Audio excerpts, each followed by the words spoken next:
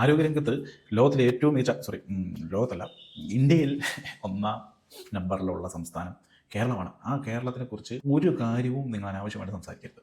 പറഞ്ഞു വന്നത്, കഴിഞ്ഞ ദിവസം തിരുവനന്തപുരം മെഡിക്കൽ കോളേജ് യൂറോളജി വിഭാഗം തലവൻ ഡോക്ടർ ഹാരിസ് ചില വെളിപ്പെടുത്തലുകളൊക്കെ നടത്തിയപ്പോൾ മുഖ്യമന്ത്രിയും ആരോഗ്യമന്ത്രിയൊക്കെ പറഞ്ഞതാണ്. അതായത് ഡോക്ടർ പറഞ്ഞത് ഇവിടെ ശസ്ത്രക്രിയയ്ക്ക് പോലും സാധനങ്ങളില്ല, അതുകൊണ്ട് ശസ്ത്രക്രിയ ചെയ്യാൻ കഴിയുന്നില്ല. അതൊക്കെ അങ്ങനെ പബ്ലിക്കായിട്ട് വിളിച്ച് പറയാൻ പാടുമോ എന്നാണ് മുഖ്യമന്ത്രിയും ആരോഗ്യമന്ത്രിയൊക്കെ ചോദിച്ചത്. അത് ഈ ഒന്നാം സ്ഥാനത്തുള്ള നമ്മുടെ ആരോഗ്യ കേരളത്തിന് അതൊരു ക്ഷീണമല്ലേ ഡോക്ടർ? അതുകൊണ്ട് നടപടി ഉറപ്പ് എന്നുള്ള നിലയിലായിരുന്നു ഇന്നലെ രാവിലെ. അതുകൊണ്ട് തന്നെ ഡോക്ടർ അദ്ദേഹത്തിൻ്റെ ജൂനിയർ ഡോക്ടേഴ്സിനൊക്കെ ചുമതലകളൊക്കെ കൈമാറി ഇറങ്ങാൻ തുടങ്ങുമ്പോഴാണ് ആ വാർത്ത വരുന്നത്. കോട്ടയം മെഡിക്കൽ കോളേജിലെ ഒരു കെട്ടിടം ഇടിഞ്ഞു വീണ് ഒരാൾ മരിച്ചു.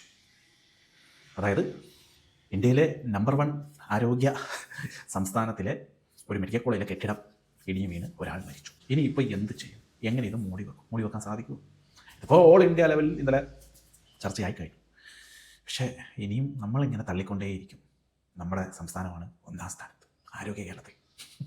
ഞങ്ങളുടെ ഇവിടെയുണ്ട് ഒരു മെഡിക്കൽ കോളേജ്, മാനന്തവാടി എന്ന സ്ഥലത്ത്. കഴിഞ്ഞ പ്രാവശ്യം ഇലക്ഷൻ പ്രഖ്യാപിക്കാറായപ്പോൾ ഇവിടുത്തെ ജില്ലാ ഹോസ്പിറ്റലിൻ്റെ ബോർഡ് എടുത്ത് മാറ്റി മെഡിക്കൽ കോളേജ് വെച്ചു. പക്ഷേ ഫെസിലിറ്റി എല്ലാം സെയിം തന്നെ. അങ്ങനെ മെഡിക്കൽ കോളേജ് എന്ന് പറഞ്ഞിട്ട് അടിയന്തരമായിട്ട് അവിടെ ചെല്ലുന്ന ആൾക്കാരെയൊക്കെ അവർ ഈ മെഡിക്കൽ കോളേജല്ല, നിങ്ങൾ കോഴിക്കോട് മെഡിക്കൽ കോളേജിലേക്ക് പോകും എന്ന് പറഞ്ഞു വിടുകയാണ്. അതുകൊണ്ട് ഇപ്പോൾ ബത്തേരി എന്നൊക്കെ ഒരാൾ മാനന്തവാടിക്ക് വിടുകയാണ്. അത്രയും ദൂരം സഞ്ചരിച്ച് മാനന്തവാടി എത്തി. ആ മാനന്തവാടിയിൽ നിന്ന് പിന്നെ ഇവർ റെഫർ ചെയ്ത് കോഴിക്കോട് മെഡിക്കൽ കോളേജിലേക്ക് വിടുമ്പോഴത്തേക്കും കിലോമീറ്റേഴ്സ് ആവുക. അപ്പോൾ നേരെ ബത്തേരിയിൽ നിന്ന് കോഴിക്കോട് മെഡിക്കൽ കോളേജിൽ പോയാൽ പിന്നെയും നേരത്തെ എത്തി ചികിത്സയൊക്കെ നേടി രക്ഷപ്പെടാനുള്ള സാധ്യത. ഇത് പലരും പോകുന്ന വഴിക്ക് തന്നെ മരിക്കുന്ന കാഴ്ചകളൊക്കെയാണ് കാണുന്നത്. അതുകൊണ്ട് ഈ നമ്പർ 1 ആരോഗ്യ സംസ്ഥാനത്തെക്കുറിച്ച് കൂടുതലൊന്നും പറയാതിരിക്കുന്നതാണ് നല്ലത്. ഡോക്ടർ പറഞ്ഞ കാര്യങ്ങളൊക്കെ എല്ലാവർക്കും അറിയാവുന്ന കേസുകൾ അറിയുന്നു. പക്ഷെ എല്ലാം അങ്ങ് മൂടി വെച്ച് ഇപ്പം എന്തായി? കെട്ടിട അടക്കം ഇടിഞ്ഞ തലയിൽ വീഴുകയാണ് അവസ്ഥ.